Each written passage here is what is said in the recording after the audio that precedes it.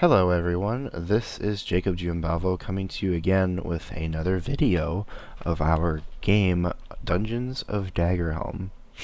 And today we are going to showcase our portals and our teleporting mechanism.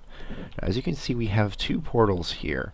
They are just stationary. Eventually they will be animated to look pretty awesome, but for now we just have them here. And basically what we are going to show you today is how these portals work. So all you need to do is walk up to these portals, and I'll actually show you the red portal here. And you hit E, and it will teleport you to the place that you want to go. For example, I have the coordinates set for the red portal right here near the spawn point. And interestingly, what I added yesterday is a different coordinate for the blue portal, and you will see shortly where the blue portal leads us, which I'm very excited to show you all. So let's click E, and it'll take us to this entirely new area here. As I have been saying on the NDDB community, the game profile, we will eventually be making randomized levels, but for now this level is stationary and constant.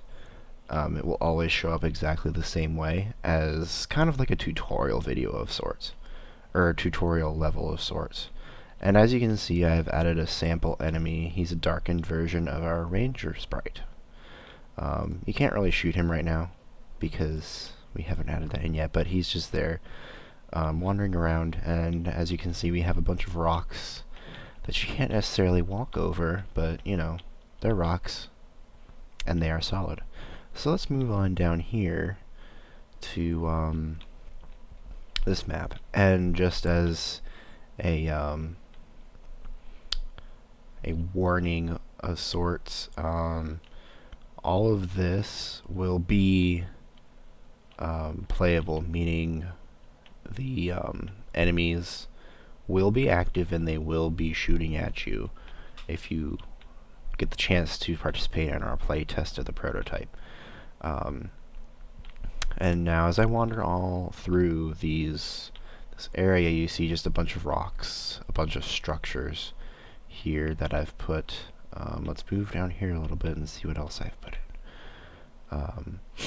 But once again, this video is just a showcase, once again, how the teleporting works, and where it can take you to begin with.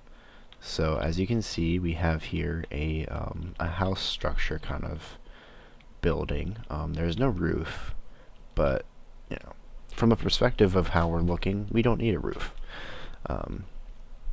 And again, here's another building. Eventually these buildings will be will have a couple of features to them. One that I think that we will use is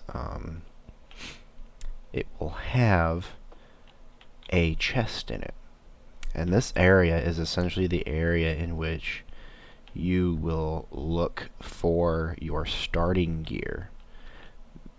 For example, you go into this building here, you will eventually find a chest, maybe even down here, and all you do is just interact with the chest and it will open for you, and you can place here in your inventory.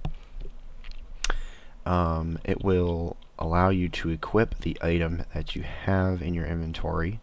The piece of armor, for example, if you went into that building down here and opened the chest, you would find, for example, again, the helmet slot for your ranger, and that would most likely be a leather cap of some sort.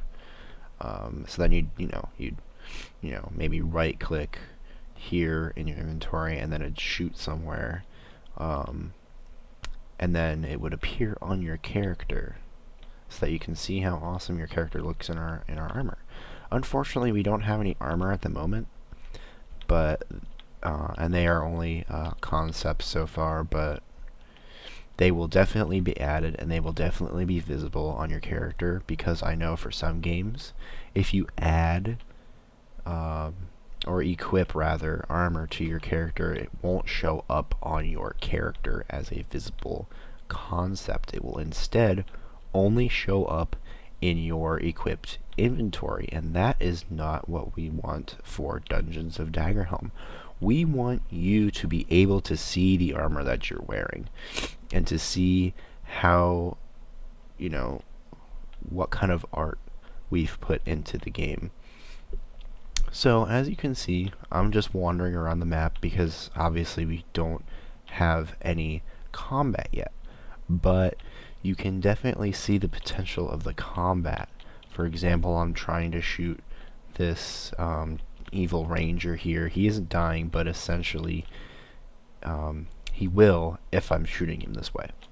And, so on and so forth for the rest of these.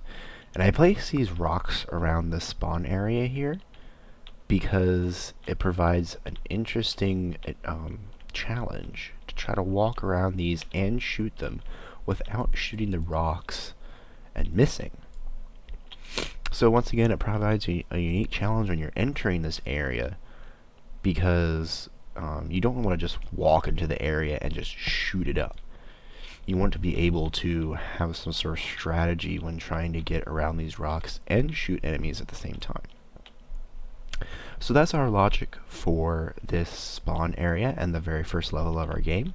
If you enjoyed this video, please watch our game on indiedb.com and make sure to follow any new news updates that we might provide for you. This is Jacob Giambava once again from Rendered World Games, and we hope to see you again soon. Thank you.